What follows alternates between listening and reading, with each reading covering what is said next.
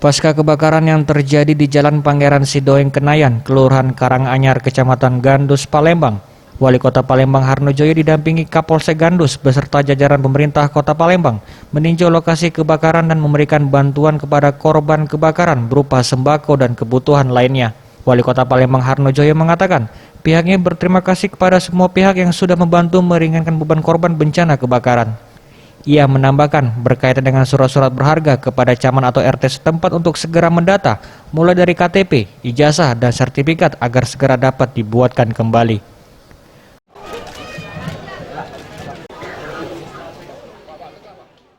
Selasa yang lalu telah terjadi kebakaran yang ada 62 unit rumah, 85 kakak.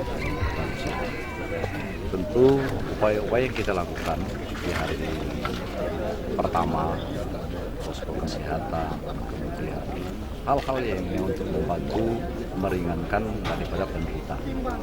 Nah, sampailah hari ini kami atas nama pemerintah kami mengucapkan terima kasih pada semua pihak yang mulai dari A sudah membantu terkait dengan meringankan beban daripada masyarakat.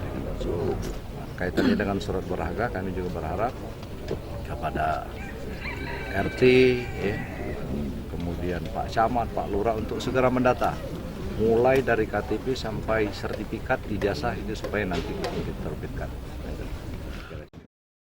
Usai meninjau lokasi kebakaran, Harnojoyo Wali Kota Palembang langsung berangkat menuju Jalan Rimba Kemuning, Kelurahan Aryo Kemuning, Kecamatan Kemuning, untuk melakukan kegiatan gotong royong bersama warga membersihkan aliran anak Sungai Bayas.